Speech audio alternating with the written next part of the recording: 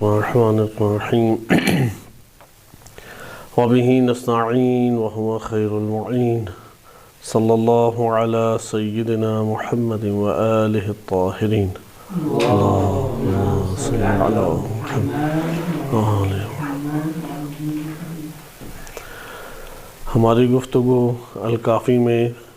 کتاب الایمان والکفر کے ضمن میں وارد ہونے والے اخلاقی ابواب کے موضوع پہ چل رہی تھی، اور کتاب الغضب آپ کی خدمت میں ذکر کیا جا رہا تھا کہ جس کی 15 احادیث آپ نے مطالعہ کی،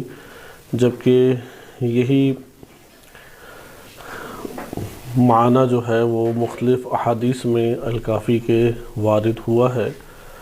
البتہ ہم جس موضوع پہ پہنچے تھے وہ غضب کا علاج ہے، کہ ہم نے پہلے احادیث اہل بیت علیہ السلام کی روشنی میں مفاسد غضب کو مطالعہ کیا، کیونکہ زیادہ تر احادیث اس مطلب کو بیان کرتی ہیں، اور اس کے بعد ہم نے فوائد غضب کو مطالعہ کیا، اور قرآن کریم سے اللہ سبحانہ وتعالی کے غضبناک ہونے کے بعض شواہد مطالعہ کیے، اور نبی صلی اللہ علیہ وسلم کے چند واقعات اور ایک روایت امام معصوم علیہ السلام کی سیرت کے باب سے ہم نے مطالعہ کیا۔ اگرچہ یہ ایک وسیع ہمارے پاس چیپٹر ہو سکتا تھا، لیکن اس کو ہم نے اسی کے اوپر اکتفا کیا تاکہ آگے چل سکیں، اور تیسرے مرحلے میں ہم وارد ہو گئے اس موضوع پر کہ غضب کا علاج کیا کیا جائے۔ علاج کا مطلب بھی آپ کی خدمت میں گزشتہ باب میں ذکر ہو چکا ہے، کہ یہاں پر ہم جب کہتے ہیں کہ غضب کا علاج، تو علاج ایک دفعہ انسانی نفس کو لاحق مرض کے لیے ہوتا ہے، اور ایک مرتبہ انسان ابھی مرض کے درجے تک نہیں پہنچا لیکن مرحلے طے کر رہا ہے، یہاں پر احتیاطی تدابیر کو بھی ہم علاج سے ہی تعبیر کریں گے، چونکہ وہ اپنے ابتدائی مرحلوں میں اگر یا جو متوسط مرحلوں تک انسان اپنے غضب کے عناصر کو برپا کرنے میں پہنچا چکا ہے، گو کہ نفس عادی ہو چکا ہے، یا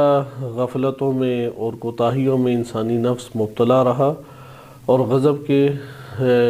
جو غیر مناسب آثار تھے وہ اس کے نفس کے اوپر نمایاں ہونے لگے، تو اس جگہ پر وہ ان علاج کو احتیاطی تدابیر کے نام سے اختیار کرے، تاکہ وہ ان اثرات کو اور نامناسب جو اس کے اوپر ایک خطرناک ترین اثر رونما ہوئے ان کا ازالہ کر سکے۔ پہلا علاج تو یہ تھا کہ بعض انسان کے وجود میں اخلاقی امراض جنم لے لیتے ہیں، وہ اخلاقی امراض در حقیقت سبب بنتے ہیں انسان کے غضب کا۔ یہ تب جب تک اخلاقی امراض انسان کے وجود کے اندر برپا رہیں گے، انسان غضب کو قابو نہیں کر سکتا۔ ہم نے 12 امراض پڑھے تھے، اگرچہ یہ 12 کے 12 4 یا 5 میں سمٹ جاتے ہیں۔ ان میں سے پہلا امر جو ہم نے مطالعہ کیا تھا وہ ہے عجب، کہ انشاءاللہ یہ اپنے مرحلے کے اوپر آئے گا۔ دوسرا ہے فخر و مباحات جسے کہتے ہیں، کہ انسان ان دونوں امراض میں مد مقابل کو حقیر نہیں سمجھتا، لیکن اپنے نفس کی بالاتری کا قائل ہو جاتا ہے، اپنے نفس کے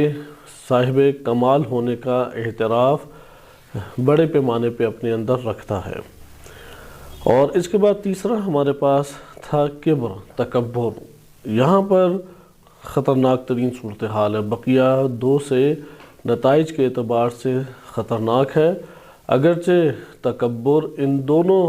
امراض کی جدید صورت ہے جو تیسرے مرحلے کے اوپر ابھرتی ہے۔ یعنی تکبر کا بیج جہاں پر بویا جاتا ہے وہ کب ہے؟ کہ جب انسانی نفس میں عجب پیدا ہونے لگ جائے، یعنی اسے اپنی چیزیں اچھی لگنے لگ جائیں، اپنی عبادت ہے، اپنا علم ہے، اپنا کمال ہے، اپنی رائے ہے، اپنا مشورہ ہے، اپنی پسند ہے، یہ چیزیں اس کو بھانے لگ جاتی ہیں، وہ دوسروں کے مقابلے میں اپنے آپ کو زیادہ باکمال اور زیادہ اہمیت کا حامل سمجھتا ہے۔ یہاں سے یہ آگے جا کے مرض تکبر کو اختیار کر لیتا ہے۔ چوتھا ہمارے پاس تھا غدر، کہ انسانی نفس جو ہے وہ خیانت کا عادی ہوتا ہے، غدر کا عادی ہو جاتا ہے۔ تو اس جگہ کے اوپر وہ غضب کا شکار ہوتا ہے کہ جب وہ اپنی چال کو ناکام دیکھ رہا ہوتا ہے تو وہاں پہ اندر ہی اندر وہ شدید غضب کا شکار ہوتا ہے۔ چوتھا پانچواں ہمارے پاس ہے لجاجت، یعنی اکڑ پن، ضد بازی یا ہٹ درمی جسے آپ کہہ سکتے ہیں۔ ایک انسان ہے ہٹ درم ہے، جو آپ بات کہہ لو اس نے نہیں مانی، جو آپ حربہ اختیار کر لو اس نے لجاجت یعنی سرکشی اور بغاوت کا ہی اظہار کرنا ہے۔ چھٹا ہے میرا، یعنی بیجا بحث مباحثہ اور بیجا ایک دوسرے کے اوپر فوقیت حاصل کرنے کے لیے جدلی یا نزاعی گفتگو کرنا آپس میں، جسے آپ کہتے ہیں شدید بحث چھڑ گئی۔ تو یہ جو شدید بحث چھڑنا ہے میرا سے یہ تعبیر کی جاتی ہے۔ ساتواں ہے مزاح، کہ انسان جو ہے وہ انسانی نفس مزاح کا عادی ہو چکا ہے۔ ایک مزاح حدود شریعت کے دائرے میں ہے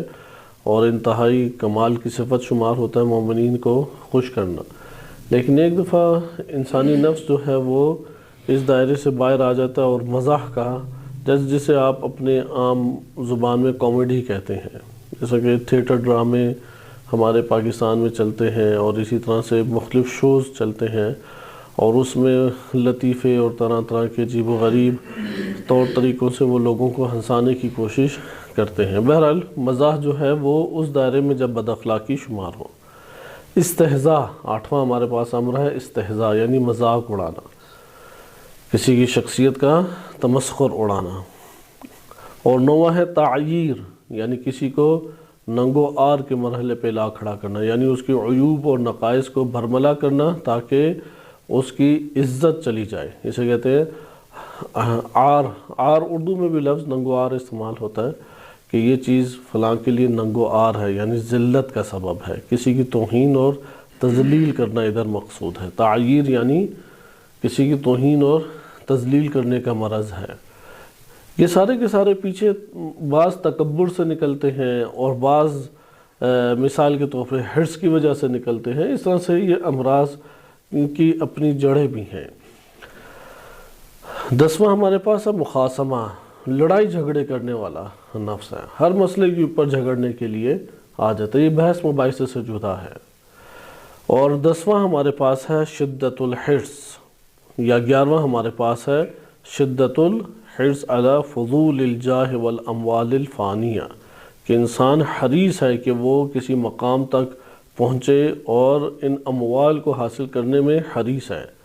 اموال جمع کرنا چاہتا ہے، بڑے مقام تک پہنچنے کا حرص ہے۔ اور یہ حریص انسان جب مرض حرص لگا ہو تو یہاں پہ وہ غضبناک ہوتا ہے جو اس کے حرص سے چیزیں ٹکرا رہی ہوتی ہیں، جو معنی بن رہی ہوتی ہیں۔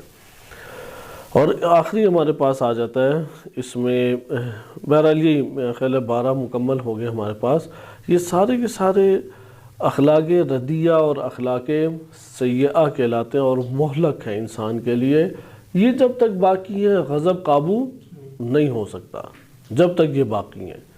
اب ہم ان کو الگ الگ چیپٹر کے اعتبار سے پڑھیں گے، اس لیے ہم اس جگہ پہ پہلے علاج کو ترک کر رہے ہیں، لیکن یہ پہلا علاج تمام کے تمام 11 علاجوں میں سب سے قیمتی اور اہمیت کا حامل ہے۔ دوسرا علاج ہمارے پاس، چونکہ پہلے علاج کو ہم نے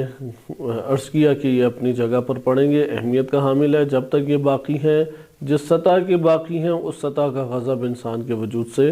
نکلتا رہتا ہے۔ خصوصاً اس میں حسادت کا جو پہلو ہے وہ بہت ہی نمایاں پہلو ہے، اور انشاءاللہ تعالیٰ یہ آئے گا کہ جب حسد انسان کے وجود میں ہو غضب ہوتا ہے، وہ ہر ایک کے کمال کو دیکھ کے اندر کڑے گا، اندر مضطرب ہوگا، اندر بے چین ہوگا، غضبناک ہوگا۔ اور یہ امر بالخصوص علماء میں، مومنین میں اور اہل علم میں، اہل مال میں بہت زیادہ ہے،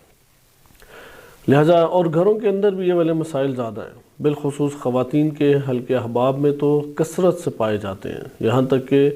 ایک خاتون دوسری خاتون کی تعریف تک گوارا نہیں کرتی اس کے سامنے کی جائے، یا ایک خاتون کے سامنے دوسری خاتون کا کمال نمایاں ہو جائے، قلیل ہے کہ کوئی برداشت کر جائے۔ تو حسادت کے سخت اثرات ہیں، علماء میں بہت کثیر یہ امر پایا جاتا ہے، مگر یہ کہ کوئی تزکیہ نفس کرے تو اس کے اندر سے یہ حسد کا مرض دور ہو سکتا ہے۔ حسد کو انشاءاللہ اپنے مقام کے اوپر ہم پڑھیں گے، کیونکہ حسد ان امراض قبیحہ میں سے ہے کہ جو انسان کے اندر سے ایمان کو کامل ختم کر دیتا ہے، کامل، یہاں تک کہ حجت الہی کا قاتل بنا دیتا ہے۔ حرص بھی اسی طرح ہے، تکبر بھی اسی طرح ہے، اور حسد بھی اسی طریقے سے ہے۔ اور یہی وہ 3 امراض ہیں جو آدم علیہ السلام کے زمین پر آنے سے پہلے یہ آلودگی پائی جاتی تھی ان امراض کی، جیسا کہ ابلیس نے تکبر اور حسد کیا حضرت آدم علیہ السلام سے۔ تکبر کیا کہ میں بالا تر ہوں مادے کے اعتبار سے، آگ سے بنا ہوں وہ مٹی سے بنے ہیں، اس کی توجہ نہیں تھی نورانیت آدم علیہ السلام کی طرف۔ اور حسد کیا کہ کیوں آدم علیہ السلام خلیفۃ اللہ بنے ہیں، میں نہیں بنا۔ اس حسادت کی وجہ سے آدم علیہ السلام کو اس نے گرانے کی کوشش کی، چونکہ حسد تب ہوتا ہے کہ جب وہ اگلے سے کمال چھیننے کی پھر کوشش کرے۔ اور یہ عام افراد میں 2 برابر کلاس فیلو ہوتے ہیں، 2 برابر افراد کام کرنے والے ہوتے ہیں، یہ طب انسانی ہے کہ وہ حسد کا شکار ہونا شروع ہو جاتی ہے۔ یہ کثیر آپ کو 2 باہمی ہم عمر افراد میں، 2 باہمی ایک کلاس میں پڑھنے والے افراد یا ایک جگہ کام کرنے والے افراد، ان میں یہ حسادت کے جذبات کثیرہ ہمیں نظر آئیں گے، کیونکہ وہ جب دیکھتا ہے کہ یہ بندہ زیادہ مثلا بالفرض فلاں کے قریب ہے، یہ فرد زیادہ ذمہ داری نبھا رہا ہے،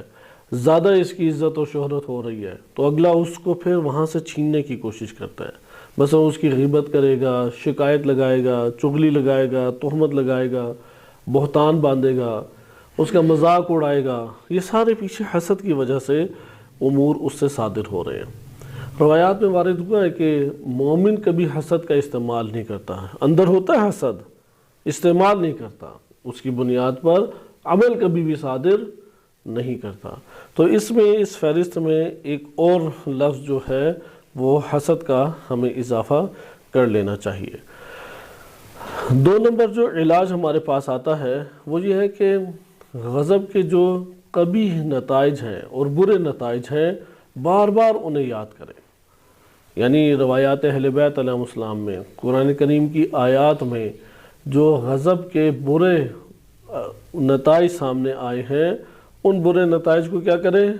بار بار سامنے لائیں۔ اب یہاں پہ جو توجہ کرنے کے قابل امر ہے،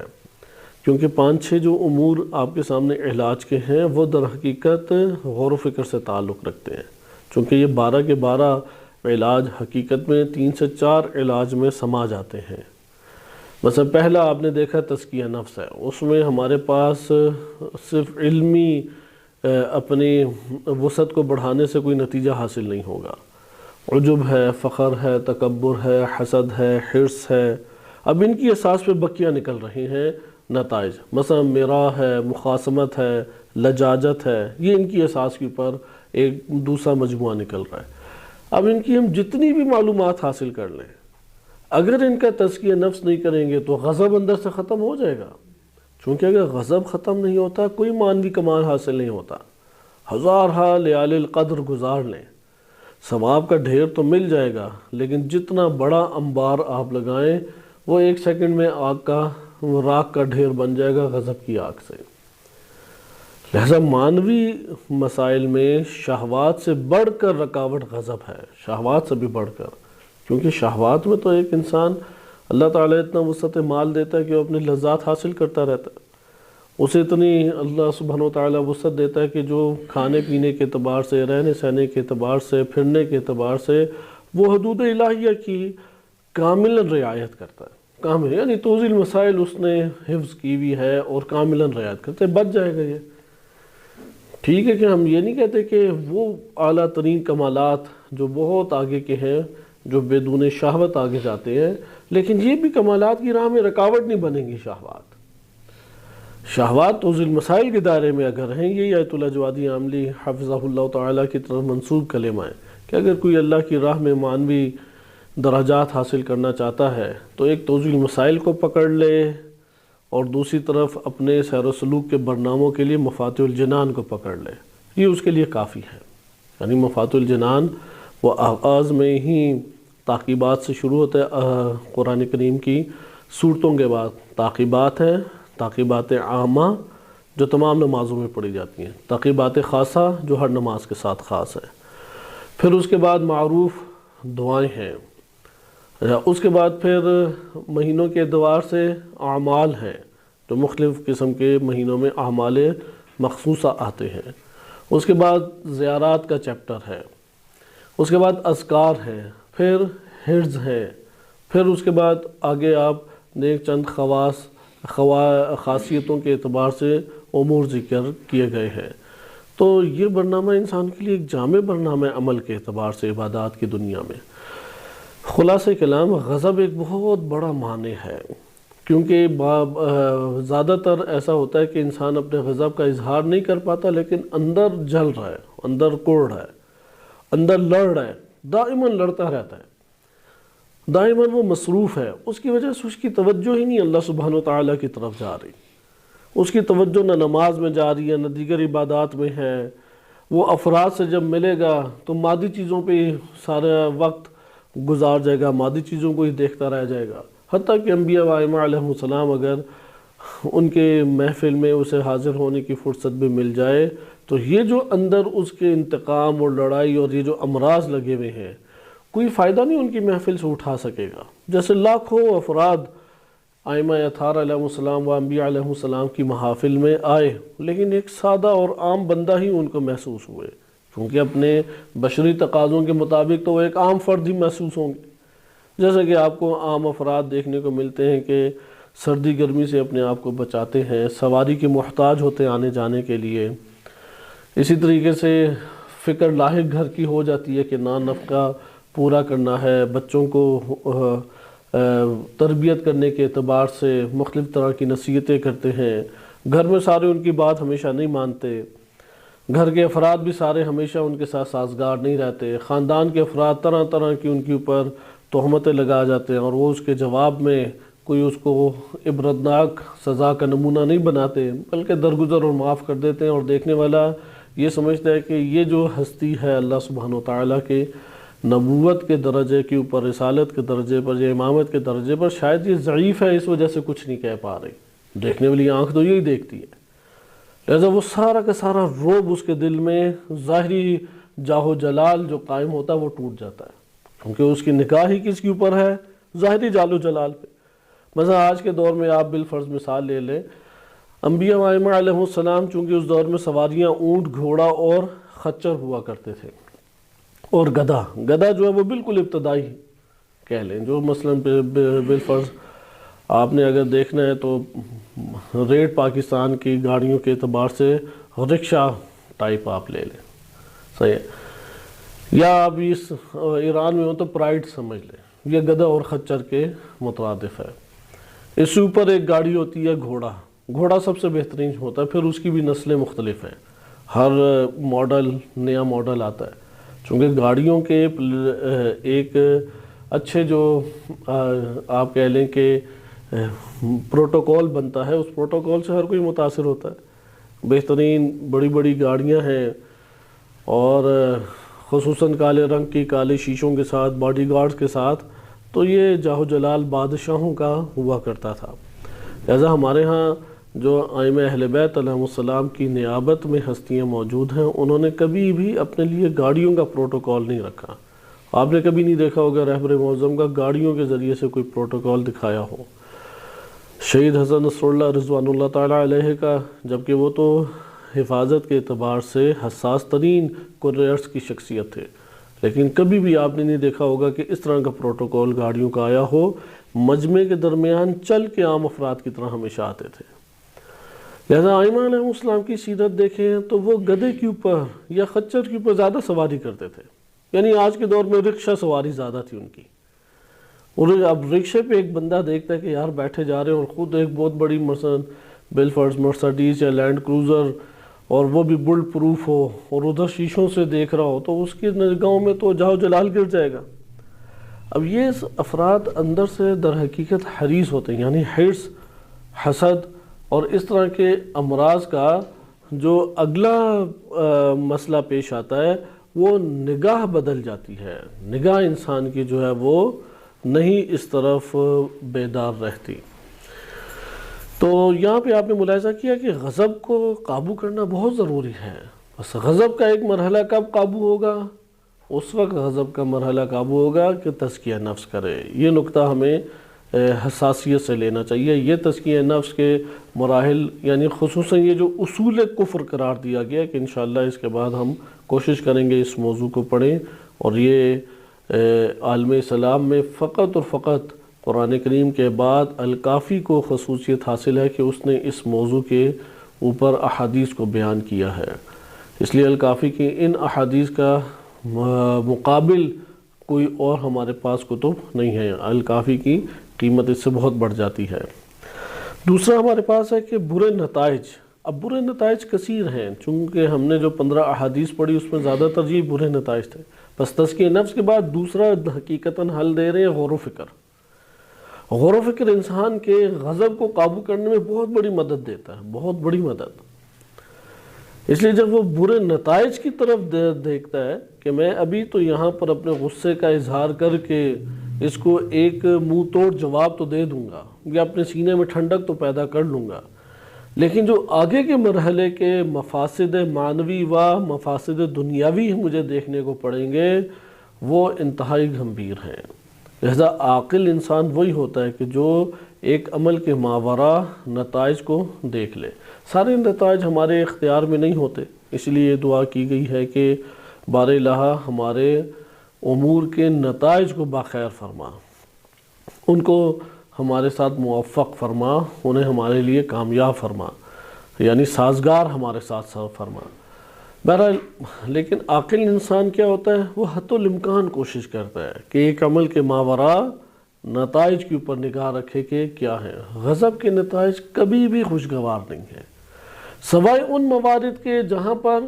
فوائد غضب کا تذکرہ کیا گیا کہ ہم تفصیل سے اسے پڑھ چکے ہیں، قدر تفصیل سے، کہ اس میں ہم نے دیگر ابواب سے بھی استفادہ کیا۔ بالخصوص امام خمینی رحمۃ اللہ علیہ کی شخصیت اس باب میں کامل شخصیات میں شمار ہوتی ہے کہ جو تمام دینی، دنیاوی، اجتماعی، فردی تمام پہلوؤں کو مد نظر رکھتے ہوئے مطالب کو ذکر کرتے ہیں۔ تو خلاصہ کلام نتائج کے اوپر نگاہ رکھیں، اور ان نتائج کے اوپر نگاہ رکھنے کے نتیجے میں انسان اپنے آپ کو روک لے گا۔ بعض نتائج پہ تو ہر کوئی جب دیکھتا ہے کہ میں بہت ضعیف ہوں اور میں نے یہاں پہ اپنے غضب کا اظہار کیا بھیجا، تو اس کے نتیجے میں میرے اہل خانہ سب کو مثلا مار دیا جائے گا۔ ان نتائج میں تو ہر کوئی اپنے غضب کو قابو کرتا ہے،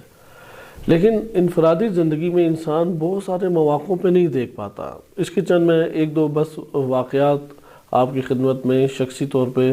ذکر کر دوں کہ استاد تھے ہمارے ایک، اب یہ نصیحت انہی کی طرف سے اکثر بیشتر ہوا کرتی تھی، اساتذہ کی طرف سے ہی اور بزرگان کی طرف سے بھی جو ہمارے اوپر بزرگ تھے، کہ دو طبقوں سے کبھی بھی نہ الجھیں، کیونکہ وہ ذلت کے عادی ہوتے ہیں۔ ایک کنڈکٹر طبقہ ہے اور ایک یہ دکاندار طبقہ ہے، کیونکہ یہ ہر روز ان کے لڑائی جھگڑے چھوٹے موٹے چلتے رہتے ہیں۔ تو خود اپنا واقعہ ذکر کر رہے تھے کہ اب پاکستان میں مسائل زیادہ ہوتے ہیں، مثلا ایک ویگن میں سفر کر رہے ہیں، وہاں پہ کنڈکٹر نے بدتمیزی کی، تو ان کی بدتمیزی کا احساس ایک شریف انسان احساس بھی زیادہ کرتا ہے، چونکہ وہ جو ویگن میں جا رہا ہے اس کا مطلب ہے کہ اس کے پاس ٹیکسی کے وسائل یا رکشے کے وسائل زندگی نہیں ہے، اسی لیے وہ اس میں جا رہا ہے تاکہ اپنی عزت کو محفوظ رکھے۔ تو وہ جو سرمایہ اپنی عزت کے محفوظ رکھنے کے لیے لگا رہا ہے، اسی جگہ پہ اس کے ذلت کا سامنا اسے کرنا پڑ جاتا ہے۔ تو وہ بھی بہرحال آگ بھگولا ہو گئے۔ اس کے نتیجے میں گاڑی رک گئی، وہ پھر دست و گریبان بھی ہو گئے، آگے سے ڈرائیور بھی اتر آیا اور پھر لوگوں نے آگے چھڑا لیا۔ اب وہ بیچارے کھلے آسمان تلے اکیلے کھڑے ہیں اور ان کا غصہ سیکنڈوں میں بھاگ گئے، فتوا دی ہیں، انہیں تو کچھ بھی نہیں ہوا، اور لوگ بھی بیٹھ کے انہیں جانے کی جلدی ہوتی ہے۔ اور اب وہ ایک دو دن ان کی طبیعت خراب ہوئی کہ کیا میں کر بیٹھا، اور کیا اس میں اس کی بدتمیزی کا کوئی جواب ہی نہیں بنتا، مختصر یہ۔ اسی طرح ایک اور واقعہ دیکھنے کو ملا کہ یہ جو ٹکٹ بیچ رہے ہوتے ہیں وہاں پہ اب لائنیں لگی ہوتی ہیں، گرمیوں کے دنوں میں زیادہ مشکل بھی پیش آتی ہے، یا ٹکٹ ختم ہونے کا اندیشہ ہوتا ہے تو پھر اگلی بس کا انتظار کئی گھنٹوں میں کرنا پڑتا ہے۔ تو اب ایک انسان عام جو ٹکٹ لے رہا ہے وہ ظاہری طور پہ باشرف دکھائی دے رہا ہوتا ہے معاشرے میں، اور اس کی نسبت زیادہ باعزت شمار ہوتا ہے کہ جو اندر بیٹھا ہوا ہے۔ اب اس نے بدتمیزی سے کہہ دیا کہ جاؤ بس ابھی ختم ہو گیا، میں چائے پی لوں یا فلاں کام کر لوں پھر آنا۔ تو اس کو اب یہ کھڑا بھی کوئی 1 گھنٹے یا 45 منٹ سے تھا اور سٹیمنا بھی جواب دے گیا تھا۔ اس نے 2-4 سنائی، اس نے بھی 4 سنائی آگے سے۔ اب یہ آگ بگولا ہو گیا، اوپر سے چیخ چلا رہا ہے، اس نے کھڑکی نیچے کر کے آرام سے بیٹھ گیا۔ اب لوگ آگے آس پاس دیکھ رہے ہیں، کوئی اس کا نتیجہ نہیں، کیونکہ اس نے تو جانا ہے، مجبور ہے، اس کے پاس کوئی آپشن ہی نہیں ہے کہ اب وہ اتنا لمبا کئی 100 کلومیٹر کا سفر تو پیدل نہیں کر سکتا، اور بسوں میں آپشن بھی اس کے پاس بالفرض ایسی جگہ پر ہے کہ نہیں موجود، تو اسی شخص سے اسے دوبارہ ٹکٹ لینے پڑی۔ تو یہاں پہ ہے کہ آپ جب انسان ایک رسپانس دیتا ہے تو بہت غور و فکر کرے۔ گھروں میں تو اس کی مثالیں کثیر ہیں، ہر انسان اس کا تجربہ رکھتا ہے کہ غصے میں اس کا ایک نازیبا جملہ، نکلنے والا جملہ سال ہا سال کے ناچاکیوں کا سبب بن جاتا ہے، اور پھر جب صلح کی بات آئے اور جب قربت کی بات آئے وہ 1000 معذرت خواہی کر لے، لیکن وہ جو جملہ اس نے دوسرے کے نفس کے حوالے کیا اس کا ازالہ کیسے کرے گا؟ لہذا یہ ہے کہ غصے کے نتائج کے اوپر بہت غور و فکر کرے، بالخصوص ایسے کلمات مت بولے کہ جس کا ازالہ وہ زندگی بھر نہیں کر سکتا، مثلا قتل کی دھمکیاں دے دینا، تعلق توڑنے کی باتیں کرنا، کوئی اور ایسا خطرناک نتیجہ اس کو بیان کرنا۔ بالآخر اس کو اس حوالے سے اپنی زبان کو کنٹرول کرنا چاہیے۔ غصے کے عالم میں نتائج ہمیشہ منفی ہی نکلتے ہیں، سوائے ان موارد کے جہاں پر فوائد غضب کو ہم مطالعہ کر چکے ہیں۔ اس لیے دنیا میں کوئی شخص ایسا نہیں ہے غضبناک ہو،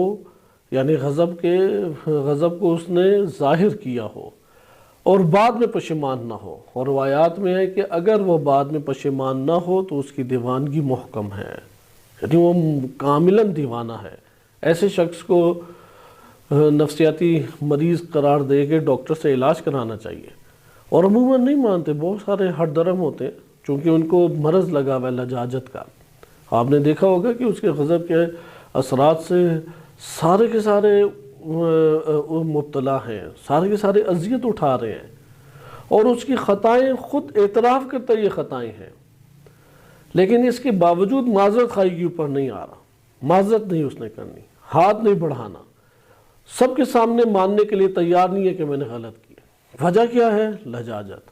سرکشی۔ لہذا یہ ہے کہ غضب کے مورد میں اظہار سے تو حتماً و حتماً اجتناب کرے۔ تو جتنا غور کرے گا اس مسئلے میں اور دین الہی بالخصوص احادیث نبوی صلی اللہ علیہ وسلم سے استفادہ کرے گا، تو یہ احادیث ابھی تک ہم نے جو 15 پڑھی ہیں ان میں سے متعدد احادیث اسی باب میں ہیں کہ جو اس کے مفاسد کو بیان کرتی ہیں۔ بہرحال تیسرا آپ اب علاج دیکھیں۔ تیسرا علاج یہ ہے کہ چونکہ اگر ہمیں یہ پتہ لگ جائے شریعت میں اتنی غضب کی مذمت ہے، اس قدر شدت سے بیان کیا گیا ہے کہ غضب کو مت تم ظاہر کرو، تو انسان اس کی صرف غور و فکر کرے گا یا یاد دہانی کرے گا، ان حدیث کو ذہن میں لے کے آئے گا تو رک جائے گا، غضب سے کنارہ کش ہو جائے گا۔ اور شیطان عموماً یہی کرتا ہے کہ غضب کے آثار بھڑکا کے سب سے پہلے اس کی نگاہوں سے یہی پاک اور منور کلام اہل بیت علیہ السلام وہ غائب کر دیتا ہے، وہ سینوں میں پھر دفن ہو کے قبرستان اس کا بن جاتا ہے، جسے کوئی مسیحا چاہیے کہ وہ آئے اور اس قبرستان سے ان معلومات کو اس کے سینوں سے پھر باہر نکالے۔ لہذا تذکر کو قرآن کریم نے بہت اہمیت دی ہے۔ تکراری جو باتیں ہم کہتے ہیں یہ بہت اہمیت کی حامل ہے، چونکہ ہر تکراری بات حقیقت میں کیا ہے؟ وہ مسیحا ہے کہ جو مردہ معلومات کو دوبارہ انسانی نفس کے اندر زندگی بخش رہا ہے۔ لہذا تذکر کو اہمیت دیں۔ بالفاظ دیگر علماء کی محفل میں، کیونکہ احادیث میں وارد ہوا ہے کہ حتماً و حتماً علماء کی محفل میں بیٹھیں، یعنی ان احادیث کی وجہ سے علماء کی محفل میں بیٹھنے کے لیے تشریف لانا چاہیے ہمیں۔ اس وجہ سے نہیں ہے کہ یار کوئی میں اچھی ملاقات کر لوں، کوئی اپنے مسائل ڈسکس کر لوں، فقط اس لیے نہیں، بلکہ چونکہ ائمہ اطہار علیہ السلام نے حکم دیا ہے کہ جاؤ علماء کی محفل میں بیٹھو اور حکمت کی باتیں لے کے آ جاؤ، میں امام کی اس روایت کے اوپر عمل کر رہا ہوں۔ تو اس سے ہوتا کہ وہ تکراری باتیں کریں گے، کیونکہ باتیں تو وہی ہیں، وہ تو سال سے ہزاروں سال سے دین الہی میں چل رہی ہیں، لیکن یہ ہر نئی بات مسیحا بن جاتی ہے، ہر نئی بات وہ اس کو زندگی عطا کرنے والی معلومات بن جاتی ہے، چونکہ نفس ایک قبرستان ہے جس کے اندر غفلت کی مٹی ڈال کے، نسیان کا شکار کر کے اس کی قبر کو محکم ہر معلومات کو کر دیا جاتا ہے، نہ اسے پھر آیت یاد آتی ہے ٹائم پر اور نہ روایت یاد آتی ہے وقت کے اوپر، کیونکہ اس کے اوپر غفلت اور نسیان کی قبر بنی ہوئی ہے۔ تو اس غفلت اور نسیان کی قبر سے کون نکالتا ہے، زندگی کون بخشتا ہے اس مردہ معلومات کو؟ تذکر، اسی کو مسیحا کہتے ہیں، یعنی یاد دہانی، یہی تکراری باتیں۔ اس لیے بار بار پڑھیں احادیث کو، ایک دفعہ پڑھ لینا کافی نہیں ہے، بار بار اس کو دیکھیں۔ نمبر 3 ہمارے پاس جو علاج آتا ہے ان 12 علاجوں میں، یہ جامع السعادات سے آپ کی خدمت میں پڑھا جا رہا ہے۔ ملا مہدی ناراقی رحمۃ اللہ علیہ نے یہ 12 علاج ذکر کیے ہیں اپنی اس کتاب جلد نمبر 1 327 صفحے کے اوپر۔ تیسرا علاج ہے کہ جو غصہ دور کرنے کے مدح و ثواب ذکر کیا گیا ہے اس کو بار بار یاد کریں، یعنی اللہ تعالیٰ جو غضب کو قابو کرنے کی اساس پر مقام دے گا انسان کو، اسے بار بار یاد کرنا چاہیے۔ جیسا کہ ایک روایت صحیح سند روایت ہے، معتبر حدیثوں میں سے ہے، پہلے بھی آپ کی خدمت میں ذکر کی جا چکی ہے، الکافی میں وارد ہوئی ہے، اور ابھی بھی الکافی ہی سے آپ کی خدمت میں اسے میں پڑھ دیتا ہوں، یعنی جو ہم ابواب پڑھ چکے ہیں اسی میں وارد ہوئی ہے۔ اس کی ایک سلسلہ سند ضعیف ہے، تو 2 جگہوں پہ وہ صحیح سند طرق سے بھی روایت آئی ہے، کیونکہ یہ حدیث قدسی ہے، اس لیے عرض کی جا رہی ہے کہ جو ہمارے پاس معتبر حدیثیں ہوتی ہیں اس پہ غور و فکر کر کے ہم پوری بلڈنگ قائم کر سکتے ہیں۔ لہذا یہ ان احادیث میں سے جو صحیح سند روایات میں سے ہے، کہ حدیث نمبر 8 ہے جو پڑھ رہا ہوں، اس میں راوی جو ہے وہ مجہول موجود ہے، لیکن یہی سند رپیٹ ہوتی ہے حدیث نمبر 9 میں، اور اس میں 1-2 الفاظ بھی زیادہ ہے، بقیہ وہی پوری اوپر والی اور روایت ہے جو بھی میں آپ کی خدمت میں عرض کرنے لگا ہوں۔ اس لیے حدیث نمبر 9 چونکہ معتبر ہے، اس سے حدیث نمبر 8 کی سند کا ازالہ ہو جاتا ہے۔ امام صادق علیہ السلام سے عبداللہ بن سنان نقل کرتے ہیں، بہت عظیم شخصیت ہے عبداللہ بن سنان۔ یعنی اب تیسرا علاج کیا ہے کہ جو غضب کے فوائد ہیں، غضب کو دبانے کے، غضب کو دور کرنے کے، غضب کو قابو کرنے کے جو فضائل اور فوائد ذکر کیے گئے ہیں ان کو یاد کریں۔ یہ یاد کرانا بڑا ایک مشکل مرحلہ ہے، اس کو انشاءاللہ ہم تذکر کے باب میں پڑھیں گے۔ ہوتا سب کے ساتھ یہی ہے، بالخصوص علماء کے ساتھ تو کثیر یہ ہوتا ہے کہ انہوں نے سال ہر سال درس بھی دیے ہوتے ہیں، اور عین ٹائم پہ غضب کے وہ ان کی نظروں سے محو ہو جاتا ہے، ان کے ذہن سے مٹ جاتی ہیں معلومات، اور جب شکار ہوتے ہیں تو اب مضطرب اور پریشان حالت میں انسان پھرتا رہتا ہے۔ لہذا یہاں پہ ضروری ہے کہ انسان اپنی زندگی میں تذکر کا عادی بنائے، کیونکہ ابھی ہم 4-5 جو پڑھیں گے وہ اسی غور و فکر اور یاد دہانی سے ہی مربوط ہے۔ اس لیے آپ یہ کہہ سکتے ہیں کہ تزکیہ نفس اور تذکر و غور و فکر یہ بنیادی ترین علاج ہیں غضب کے، کہ تزکیہ نفس وہ جو ہم نے 10-12 مسائل پڑھے ہیں جو اخلاقی امراض ہیں، اور اس کے بعد تذکر و غور و فکر۔ تو اس تذکر و غور و فکر میں یہ نقطہ بس ذہن نشین رکھ لیں کہ اس کو کثرت سے انجام دیں تو یہ حل ہوگا، وَإِلَّا حل نہیں ہو سکتا یہ۔ لہذا ایک دفعہ کو کافی نہ سمجھے کہ میں نے حدیث پڑھ لی، ہاں مجھے معلومات ہیں، ہاں یہ ساری چیزیں ہیں۔ اور ایسا ہوتا بھی ہے کہ انسان جب خوب غضب کے عالم میں ہوتا ہے تو بعض اوقات تو اسے یہ پتہ ہوتا ہے میں نے فلاں سے اگر مسئلہ پوچھا، اس نے یہ کہنا ہے کہ بھائی غصے کو قابو کرو، صبر کرو، اور پھر آگے سے وہ بڑے تڑپ کے کہتا ہے کہ یہ کام مجھ سے نہیں ہوتے، یعنی اس کا مطلب وہ چاہتا ہے کہ جو شیطان مجھ سے کروانا چاہ رہا ہے وہی کرے۔ یہ تو بہت بڑی اللہ سبحانہ وتعالیٰ کی سعادت ہے کہ انسان کو غصے میں یاد آ جائیں فضائل دفع غضب، غصے کو دور کرنے کے جو فضائل و فوائد ہیں، یا غضب کے جو نتائج ہیں برے اور گھمبیر اور خطرناک بھیانک نتائج، ان کی طرف اس کی نگاہ چلی جائے اور وہ اپنے غضب سے دور ہو جائے۔ یہ تو اللہ کا کرم ہے، یہ رحمت ہے اس کی۔ اس لیے تذکر اللہ سبحانہ وتعالیٰ کا خصوصی عنایت اور کرم ہے، وَإِلَّا یہ تذکر انسانی ذہنوں میں نہیں دوبارہ سے ابھرتا۔ لہٰذا اس حدیث کو دیکھیں کہ وہ فرماتے ہیں، عبداللہ بن سنان کے امام صادق علیہ السلام نے فرمایا، حدیث قدسی ہے، اوحى اللہ عز وجل الی بعض انبیائہ، کہ اللہ نے اپنے بعض انبیاء کی طرف وحی کی۔ یہ ہم پہلے بھی باب الغضب سے ہی پڑھ رہے ہیں، اور چونکہ جامع السعادات میں مولا مہدی نراقی نے نقل کی ہے، اس لیے اس کو ابھی دوبارہ پڑھا جا رہا ہے تاکہ فضائل غضب معتبر احادیث سے ہمارے سامنے آئیں، کہ اللہ عز و جل نے اپنے بعض انبیاء کی طرف وحی کی کہ یا ابن آدم، اے فرزند آدم، اذکرنی فی غضبک اذکرک فی غضبی، جب تو غضبناک ہو تو اپنے غضبناک ہونے میں مجھ کو یاد کر، یعنی مجھے فراموش مت کر، چونکہ اگر کوئی غضب میں اللہ کو یاد کرے گا تو پھر وہ غضب کے منفی نتائج سے بچ جائے گا، خوف کھائے گا اللہ تعالیٰ کا۔ تو اللہ سبحانہ وتعالیٰ فرماتا ہے پھر میں اپنے غضب میں تجھے یاد کروں گا، یعنی تجھ سے جو خطائیں ہوئی ہیں، لغزشیں ہوئی ہیں، گناہ ہوئی ہیں، جرائم انجام پائے ہیں، ان میں تیرے اوپر غضبناک نہیں ہوں گا۔ لا امحق فی من امحق، اور میں تیرے محقن کہتے ہیں محو کر دینا، مٹا دینا، ایک چیز کو باطل کر دینا، اور میں تجھ کو محو نہیں کروں گا، تجھے نہیں مٹاؤں گا، صحیح ہے؟ ان افراد کو کہ جن کو میں مٹا دیتا ہوں ان میں تجھے شمار نہیں کروں گا۔ لا امحق فی من امحق، وہ افراد جن کو میں مٹانے والا ہوں، جن کے میں اعمال کو باطل قرار دینے والا ہوں، جن کا ذکر محو کر دوں گا، جنہیں اپنی فہرست سے، اپنے دوستوں اور احباب کی فہرست سے نکال دوں گا، ان میں تجھ کو شامل نہیں کروں گا، یعنی تیرا ذکر میں نہیں مٹاؤں گا، تیرا ذکر اپنے دوست، اولیاء، عباد اور اپنے احبا میں قرار دوں گا۔ وَارْضَ بِی مُنْتَصِرًا، اور تجھ کو راضی ہو جانا چاہیے کہ میں تیری طرف سے انتقام لوں، میں تیری طرف سے، کیونکہ فَإِنَّ انتصار لَكَ خَيْرٌ مِّنْ انتصارِكَ لِنَفْسِكَ، تیرا اپنے لیے غضبناک ہو کے اپنے لیے انتقام لینا یا اپنے لیے تیرا ان امور میں قدم بڑھانا، اس سے بہت بہتر یہ ہے کہ میں تیری خاطر اس شخص سے انتقام لوں کہ جس نے تیرے ساتھ زیادتی کی ہے۔ اور اگلی حدیث میں پھر آگے یہ کلمات ہیں، وَإِذَا ظُلِمْتَ بِمَظْلِمَةٍ، اگر تیری اوپر کوئی زیادتی ہوتی ہے،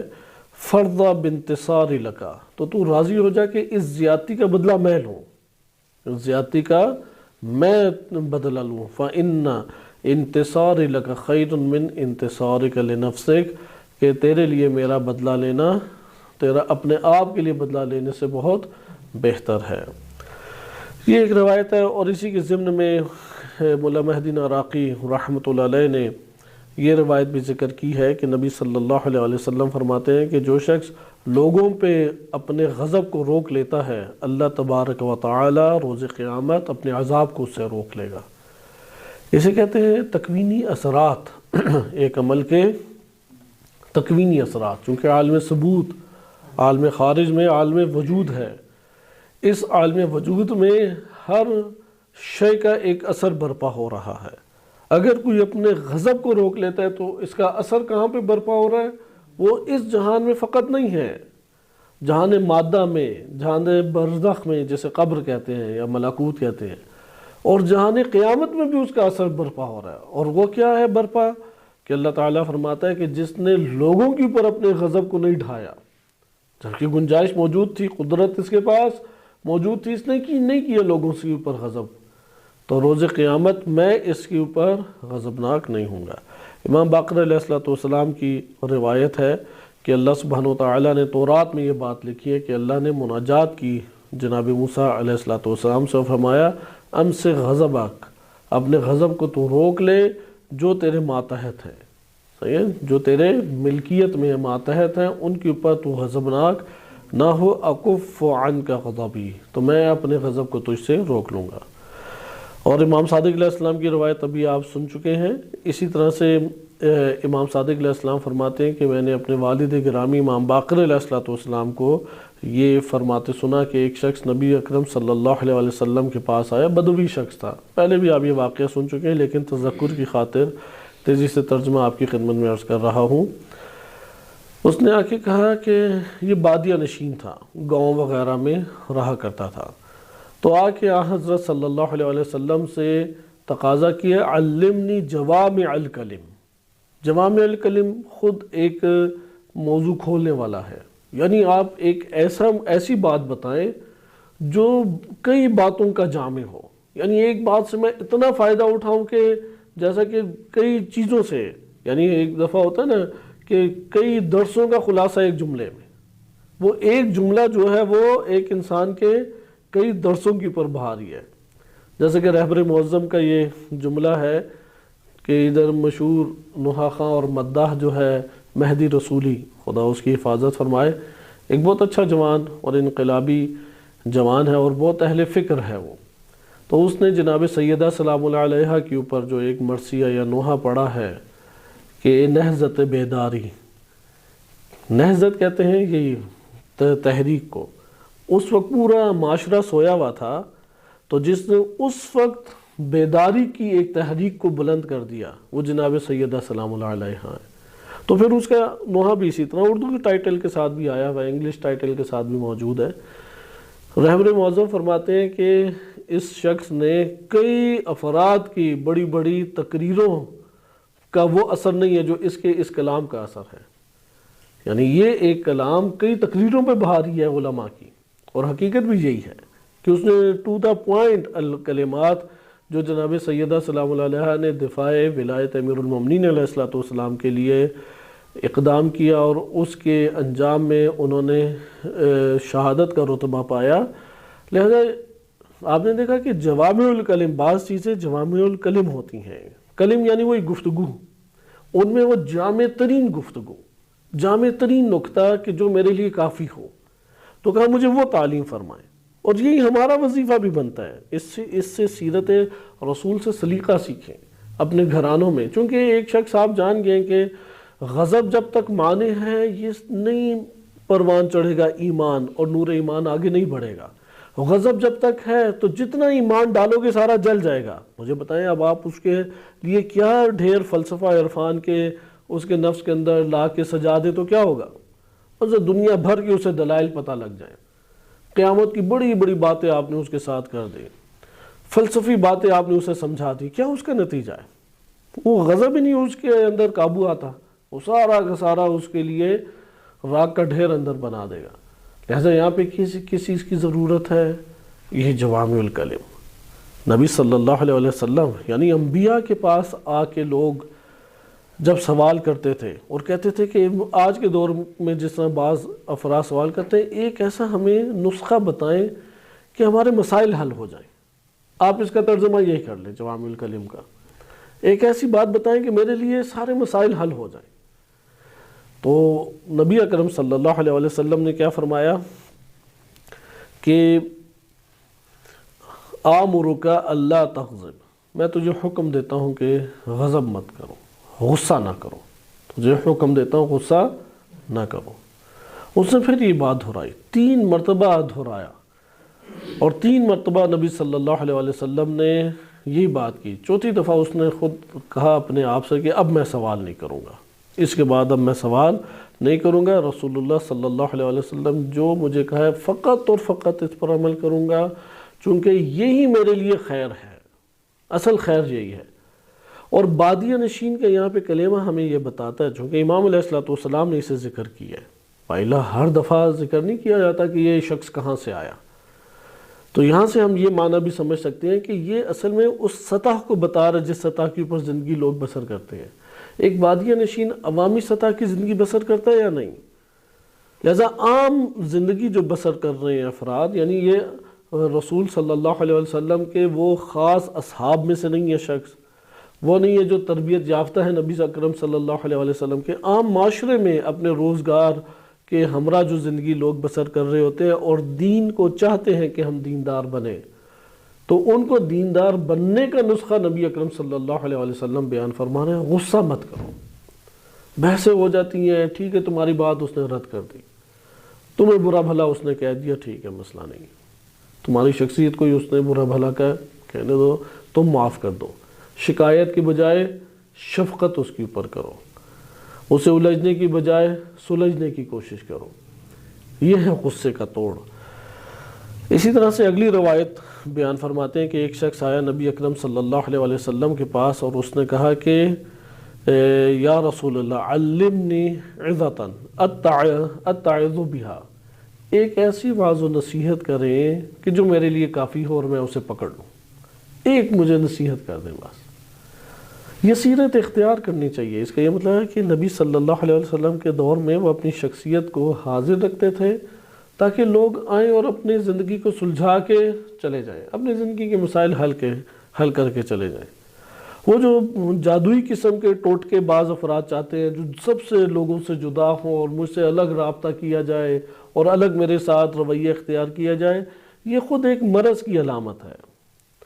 چونکہ وہ اپنے آپ کو بڑا اتنا سمجھتا ہے کہ وہ چاہتا ہے کہ میں دوسروں سے چونکہ جدا ہوں اس لیے میرے ساتھ معاملہ بھی کوئی جدا قسم کا ہونا چاہیے۔ نہیں، جدا نہیں ہے۔ ایک انسان چاہے عالم ہو، فاضل ہو، مجتہد ہو، مجاہد ہو، عابد ہو، زاہد ہو، کسی بھی سطح کا ہو، وہ یہی ہے طور طریقے۔ کسی کی آپ رسول اللہ یا ائمہ علیہ السلام کے پاس جائیں تو ان کے پاس بھی جب آپ جائیں گے تو وہ کیا آپ کو بتائیں گے؟ وہ یہی باتیں بتائیں گے۔ اب انسان کوئی خاص قسم کا ٹوٹکا چاہ رہا ہوتا ہے، صبح یہ کرو، اتنے بادام بھی کھائے کریں، اتنے ذکر پڑھا کریں، سورج نکلنے سے پہلے یہ کریں، فلاں کریں۔ ہاں وہ بھی اپنی جگہ پہ بعض چیزیں ہیں، اس کا انکار نہیں ہے، لیکن ابتدائی سطح پہ دین کو اختیار کرنے کے طور طریقے وہ دین اسلام نے واضح کر کے بیان کیے ہیں۔ اور ہم عموماً، ہم سے مراد یہ تمام دیندار طبقے، عالم ہو یا غیر عالم طبقہ ہو، عموماً ہم اس کو نظر انداز کر دیتے ہیں۔ مثلا اخلاقی تعلیمات کو نظر انداز کر کے عقائد اور فقہی احکام کو خوب اپنے وجود کے اوپر برپا کر لینا کیا نتیجہ دے گا؟ جب روایات کہہ رہی ہیں کہ حسد اس طرح سے ایمان کو کھا جاتا ہے جیسے لکڑیاں ایمان کو کھا جاتی ہیں، شیعہ سنی دونوں کتب میں حدیث بھی معتبر ہے۔ اچھا، اسی طریقے سے غضب کے بارے میں آ گیا ہے کہ یہ اسی طریقے سے ایمان کو فاسد کر دیتا ہے جس طرح سے سرکہ اصل کو، شہد کو فاسد کر دیتا ہے۔ آپ نے پہلی حدیث ہی کہ الکافی میں یہ پڑھی اور معتبر حدیث میں سے ہے یہ بھی۔ اسی طریقے سے اس کا اثر ہم دیکھ رہے ہیں کہ اللہ سبحانہ و تعالیٰ تک پہنچنے میں سب سے بڑا معنی یہی بنتا ہے۔ علماء بھی یہی نصیحت کر رہے ہیں، لیکن اس کے باوجود انسان کہتا ہے نہیں یہ والا میں نے عمل نہیں، تزکیہ نفس اس پہ کرنا اور دیگر راہوں سے میں نے آگے بڑھنا ہے۔ دیگر راہیں اس کے لیے نہیں آگے بڑھنے میں اسے کامیاب کریں گے۔ لہٰذا یہاں پہ بھی آپ دیکھیں کہ اس نے کیا کہا کہ علمنی، یا رسول اللہ مجھے تعلیم فرمایا، عزتاً، صرف ایک نصیحت کر دے، ایک واعظ کر دے جس سے میں اپنے نفس کو پکڑوں اور اس کے ساتھ اس کا تعلق قائم کر دوں۔ تو حضرت صلی اللہ علیہ وسلم نے فرمایا انطلق ولا تغضب، جاؤ اور غضب نہ کرو، غصہ کبھی نہ کرو۔ اپنی زندگی میں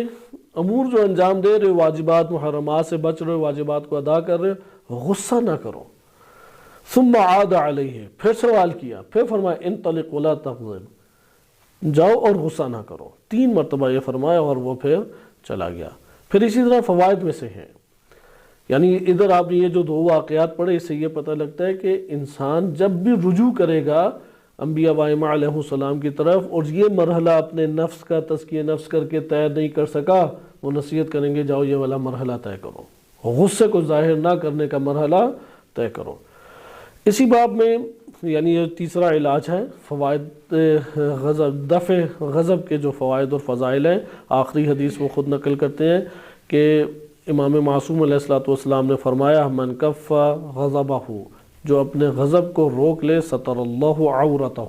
تو اللہ تعالیٰ اس کی عزت کو بچا لیتا ہے۔ ادھر عورہ کہتے ہیں شرمگاہ کو، یعنی ادھر اس کی عزت مراد ہے۔ اللہ تعالیٰ اس کے عیوب اور نقائص لوگوں کے درمیان نشر نہیں ہونے دیتا۔ چوتھا چھوٹا سا ہے ایک علاج، لیکن معنی کے اعتبار سے بہت وسیع ہے اور اس کو بھی ہم الگ سے ایک باب میں پڑھیں گے، لیکن صرف ذکر کے اعتبار سے کہ غضب کی جو ضد ہے اس کے فضائل کو یاد کریں۔ ہر چیز کی ایک ضد ہے، جیسا کہ ہم نے گزشتہ درس میں الکافی میں سے ہی روایت کا پڑھا تھا، رحمت و ضدھا الغضب، رحمت کو حاصل کرے، رحیم بنے، رعوف بنے، بالمؤمنین رعوف الرحیم، نبی صلی اللہ علیہ وسلم کی پورے کمالات میں سے بعض کمال کو قرآن نے اجاگر کر کے بیان کیا. ویسے تو مجموعہ کمالات اور ہر کمال وہ اپنی حدوں کو، اعلیٰ ترین حدوں کو پہنچا ہوا ہے، لیکن اس قدر کثیر کمالات، چونکہ حضرت صلی اللہ علیہ وسلم کے اس قدر کثیر فضائل اور کمالات ہیں کہ اگر کائنات بھر کے سمندر سیاہی بن جائیں اور سارے درخت قلم بن جائیں اور آپ لکھنے لگیں تو سیاہی ختم ہو جائے گی اور قلم گھس جائیں گے، لیکن کمالات و فضائل رسول اللہ صلی اللہ علیہ وسلم ختم نہیں ہوں گے. لیکن ان میں سے ہمیں کیا تعجب ہوتا ہے کہ قرآن کریم نے کون سے ان کے فضائل کو اجاگر کر کے بیان کیا. بالمؤمنین رؤوف الرحیم، لو کنت فظا غلیظ القلب لانفضوا من حولک، کہ اگر آپ سخت دل ہوتے یا بد اخلاق ہوتے، یعنی کرخت کا آپ کا لہجہ ہوتا، طبیعت آپ کی سرد مہری اور کرخت ہوتی، لوگ آپ سے چھٹ چکے ہوتے، چلے جاتے آپ سے. یا اسی طرح سے مومنین کے اوپر رؤوف بھی ہیں، رحیم بھی ہیں. رأفت اور رحمت ہر دو کے ساتھ برتاؤ کرتے ہیں مومنین کے ساتھ. ہمارے آج کے دور میں تو مسئلہ ہی جدا ہے، کسی کے ساتھ رحمت اور رؤوفت کے ساتھ پیش آئیں تو وہ اگلا جو ہے اس کی شخصیت کو گرا دیتا ہے، سمجھتا ہے کہ یہ تو کوئی خاص شخصیت ہی نہیں ہے، یہ تو کوئی خاص بندہ ہی نہیں ہے. طرح طرح کے وسوسوں کا شکار اس کے بارے میں ہونے لگ جاتا ہے. یہ نبی صلی اللہ علیہ وسلم کی شخصیت بالمؤمنین رؤوف الرحیم. لہٰذا آپ نے دیکھا کہ غضب کے مقابلے میں کیا ہے رحمت. خصوصاً گھرانوں میں یہ ہمیں بہت زیادہ درپیش آتا ہے، کیونکہ عموماً مرد و زن میں، میاں بیوی میں جھگڑا ہو جاتا ہے، تو جو بیگم زوجہ ہوتی ہے چونکہ احساساتی ہے، جذباتی اللہ تعالیٰ نے خلقت ان کی رکھی ہے، تو جذبات کے دھارے میں بہت چیزیں کہہ جاتی ہیں جن میں ایک بڑا مجموعہ نامناسب کلمات کا ہوتا ہے، اور وہ انسان کو واقعاً ایک جذبات کے بڑے دائرے میں لے آتا ہے. تو اس جگہ پر اب بجائے اس کے کہ وہ جدائی کے ایک دائرے میں آ کے فاصلہ اپنے اندر برپا کرنا شروع کر دیں، یہاں پہ مرد کو رحمت کے بازو بچھا دینے چاہیے. اسے کہتے ہیں ملکوتی گھرانہ، وہ گھرانہ جس میں رحمت راج کرتی ہے، رحمت جو ہے وہ غالب ہے. انتقام، بدلہ، قانونوں کے مطابق بالکل عمل کرانا. ابھی 8 بج گئے تو چلو آپ سو جاؤ، ابھی 6 بج گئے تو ناشتہ کرو، اس کے بعد ناشتہ نہیں ملے گا، ابھی فلاں ہے فلاں. گھر سکون کی جگہ ہے، گھر کوئی ادارہ تھوڑی ہے، گھر اداری صورت نہیں ہے. گھر میں اللہ تعالیٰ نے جو نعمات اور رزق دیا وہ اگرچہ باپ کے ذریعے سے آ رہا ہے یا ماں کے ذریعے سے آ رہا ہے، لیکن وہ دینے والا اللہ کی ذات ہے. اس نے ان تک رزق کا تعلق پہنچانا ہے، اس کے بعد انہیں آزادانہ زندگی کا موقع افراد کو دینا چاہیے، لیکن اتنی صورت نہ البتہ ہو کہ وہ حرام کا استفادہ کرنے لگ جائیں، وہ ایک الگ چیز ہے. خلاصہ کلام، رحمت کو ہم کیا کریں، بالا تر رکھیں. اور یعنی یہاں پہ جو چوتھا ہمارے پاس ہے، ضد کو ہم ملاحظہ کریں. غضب کی جو ضد ہے اس کے فضائل ہیں. پہلے تو خود غضب کو دور کرنے کے فضائل تھے، اور اب کیا ہے، غضب کی ضد جو ہے،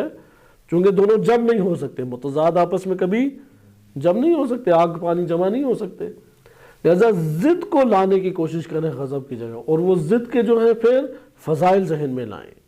صحیح ہے، اس کے فوائد ذہن میں لائیں. تو ان میں سے ایک جو الکافی کی اساس پہ ہم پڑھ چکے ہیں، اگرچہ اس کتاب میں جو بھی ہم پڑھ رہے ہیں اس میں اس کا تذکرہ نہیں ہے. الکافی میں ہم نے جنود عقل و جہل کے ضمن میں ہم نے پڑھا تھا والرحمت وضدها الغضب. رحمت اور رأفت کو اپنے اندر لائیں کہ وہ مجھ سے غضبناک ہو رہے ہیں، تعلق توڑنا چاہتا ہے، یا میرے ناگوار کلمات مجھ پہ بول رہا ہے، میں رحمت کا، مہربانی اس کے اوپر کروں، نظر انداز کروں اس کی باتوں کو، اس کے غلط جملوں کو نظر انداز کروں، اس سے محبت سے پیش آؤں. یعنی وہ کیونکہ غضب جو ہے نا وہ ایک نوکیلی چیز ہے، کاٹنے والی، توڑنے والی، اور رحمت جو ہے وہ چپکانے والی ایک چیز ہے. لہذا رحمت کے ذریعے سے اسے جوڑیں اپنے ساتھ، جبکہ وہ کاٹنے کی کوشش ہے تو دیکھیں کون اوپر غالب آتا ہے. اور یقیناً رأفت اور رحمت کو اللہ تعالیٰ نے غلبہ دیا ہے، اس پوری کائنات میں غلبہ دیا ہے. مجرمین کو فوراً اللہ تعالیٰ سزا نہیں دیتا، حتیٰ کہ انتہائی گھمبیر ترین وہ جرائم انجام دیتے ہیں. لہذا اسی سنت الہی کی انسان اپنے وجود میں اتباع کرے تو انسان بچ سکتا ہے۔ البتہ کتاب کے دائرے میں آئیں تو ذکر کیا ہے ان یتذکر فوائد ضد الغضب، کہ چوتھا علاج یہ ہے کہ وہ یاد کرے، یاد دہانی کرے، تذکر کرے غضب کے جو ضد کے فوائد ہیں، ضد غضب کے فوائد۔ پھر فرمایا آگے اعنی الحلم و کظم الغیظ، میری مراد جو ہے ضد غضب سے وہ حلم اور کظم الغیظ ہے۔ ان دو کی ایک نوع انشاءاللہ تشریح اگلے درس میں آپ کی خدمت میں بیان کی جائے گی۔ صلی اللہ علیہ سیدنا محمد و آلہ الطاہرین۔